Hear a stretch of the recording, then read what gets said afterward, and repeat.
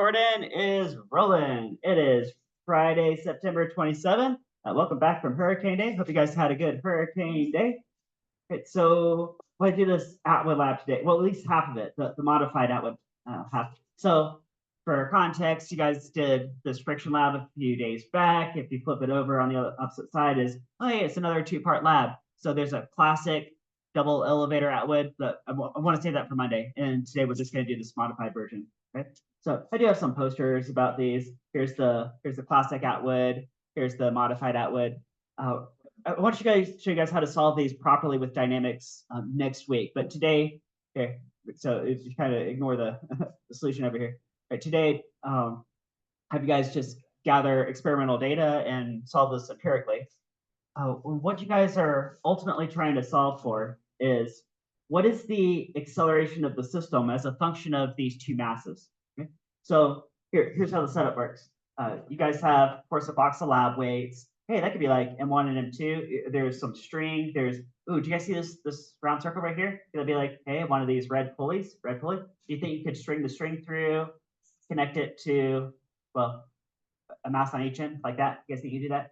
Right. Notice how here I got the string through. It's on the groove of the pulley. Okay. Also, ooh, do you guys see some little wheels up here on this top one marked M2? Little wheels. Hey, that's this right here. Look, it's a low friction part. Look, what low friction. You guys see back in the lab area. You guys see some metal tracks and some parts. These wheels will fit exactly into some grooves, and it's really tiny, tiny, tiny friction. It's about as low friction as you can get. So when I drew up the free body diagram here, it did include the friction force, but notice it's in light gray, so it's really easy to ignore. And in fact, today you guys can basically just ignore it. It's not there. Okay. So here, let's do a little bit of thought experiment right here, and then later on today. Oh, of course, you guys will do the lab and actually find out yourselves, but let's do a little thought experiment. So suppose M1 and M2. What if you have a huge weight on M1, a little tiny weight on M2? Is that going to accelerate very quickly or very slowly? What do you guys think? If M1 is huge and M2 is small. Yeah, huge acceleration. In fact, if you just let M2 go to 0, you have an empty string here, and then it would accelerate how much? Like pure free fall, wouldn't it? Okay. What if you swap it around the other way? What if you have a huge mass on M2 and a little tiny mass on M1? How's it going to accelerate? Slowly, right? No, we'll accelerate just kind of slowly. Right? Hey, do you think if you set it up like that, have a small M1 and a large M2, do you think it's probably easier to time with a stopwatch? Just a little tidbit, right? A little lab practicality, you guys think? Oh, I should tell you guys also, the mass of an empty part. Right? Yeah. Take a guess. How many grams do you think this is? How many grams? How many? Less. More. 500. There you go. It's 500 grams. It's the same mass as your second largest lab weight. Right? Can you stack lab weights on top of this? Because what is 500 grams plus this 500 grams? What is that? That'd be 1,000 grams, wouldn't it? Right? So you can change the mass. All right. Right. And right before I look at this table, let's get a look at the free body diagram. Now, next week, again, I'll show you guys how to properly solve this going through forces and dynamics. But here we'll get a quick glance at this before I flip over the table. So you could focus on each individual mass. Like if you look at a hanging mass in one, see it's got a weight pulling down. I guess this tension force pulling back. That would be true, right? Okay. If you focus just on M2, well, it's got a bunch of different forces possibly. It's got a weight. It's got a, ooh, what is this force called? Normal force. Hey, guys, does the normal force cancel out the weight? I think it does. So it could, like, if there were nothing else going on, it would just be sitting there, couldn't it? Okay, right. Oh, okay, but maybe it has a tension force point. Ooh. Do you guys think this tension force and this tension force are the same? I think that one string probably just has one tension in it, right? And then friction, of course, is going to be 0. We'll just call it 0, so it just goes away. So that's your free body diagram. Okay? Now, you could look at each individual mass, M1 and M2, or you could look at the system as a whole, in which case the tension would just be an internal force holding everything together. I'm just planting some ideas for next week when I show you guys how to actually solve this. Okay? But remember, what gets things accelerating is something about an external net force. External, right? Which, yeah, if you look at each individual mass, you could consider all the forces, but the system as a whole, I think the strength just holding everything together. Kind of like if I put an external force on this pen and wave it around, there's a bunch of internal forces between the plastic molecules just holding it together. It's not an external force driving it though. All right, so leave that thought right there for now. All right, let's look at your guys' lab table and zoom in here where you guys can read this. So how's the setup working? Left right here. Oh, okay. So the trial 1, 2, 3, 4, 5, 6. Okay, all the way down, a bunch of different trials. I got look, a bunch of variables, a bunch of attached units to those variables. Let's see, G in centimeters per second squared, 980. Hey guys, what is 980 centimeters per second squared? Where have you guys seen that before? What is that? That's pure free fall gravity, isn't it? Isn't that 9.8 meters per second squared? It's the same thing, isn't it? Okay, so I'm giving you that. Because if you did this on Mars, do you think on Mars it would probably accelerate a little bit more slowly, where the gravity's a little bit weaker? Okay, right, so I'll give you guys Earth gravity. Can you guys record M1 and M2? M1 and M2? And I know the textbook puzzles, we normally do mass in kilograms and distance in meters, but let's just do grams and centimeters today. Okay, looking for some kind of proportional relationship, so it'll be okay in the end. Okay, so M1 and M2. Right. By the way, here, see if you get, how many guys remember this? How much is the empty card again?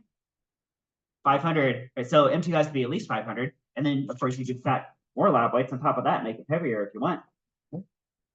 Next column, M1 plus M2. Can you guys just go ahead and calculate that? Right, so measure, calculate. It's just add them together. Right. Now, I'm not going to exactly explain why today, but except it's going to help you get this equation at the end. Remember, your ultimate goal is to say what's the acceleration of the system. So we're working our way towards that. Okay. So helping you guys out has something to do with that. X, how far something moves in centimeters. Ooh, here. I'll just tell you guys, and hopefully this will make sense. It's going to be how far does M1 fall? You guys see the height of those lab tables back there? Now you can measure this more precisely, but it's about somewhere between 80 and 90 centimeters. I'll let you guys figure out exactly. Right? But because once M1 hits the floor, is it providing an external force driving the system anymore? No. So isn't that when you're going to stop the stopwatch? Right? Now, what if you have a string that's crazy long, like a 2-meter long string? Do you think M2 could possibly continue to roll after M1's hit the floor? But is it rolling because there's a force pulling it, or is it moving just because of inertia at that point? At that point, it's just inertia. And so that's not going to be part of your calculation. All you care about is really just the distance that M1 moves down. How far does M1 fall? That's all X's, okay? In centimeters. Okay. Then you're going to time that. Right? So starting from rest, M1 falls down some distance in centimeters. Can you guys use a stopwatch and maybe do 3 trials and an average? That's a really good lab practice, especially with the stopwatch, to do 3 trials and an average. Okay. Right. Now, at this point, let's keep track.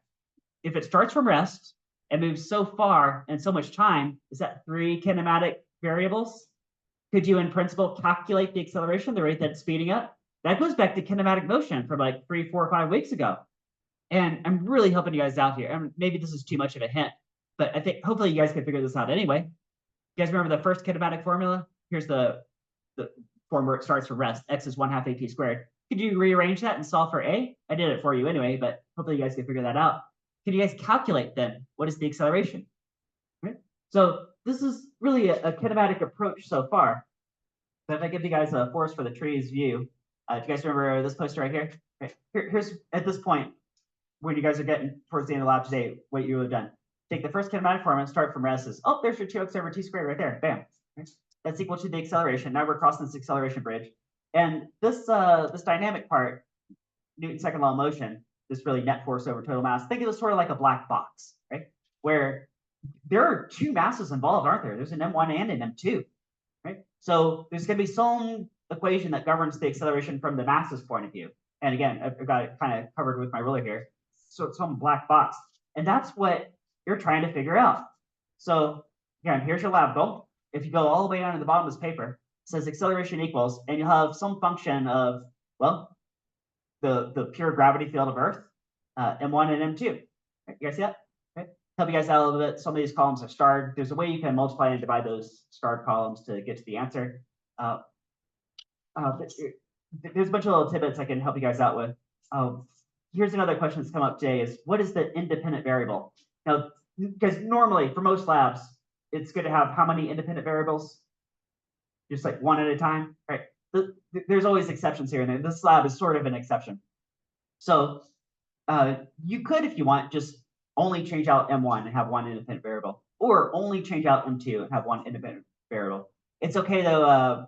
You have lots and lots of trials. You could end up changing both, so sort of have two independent variables. Is that all right? Right. And then your dependent variable is saying like, oh, but what's the resulting acceleration? Right.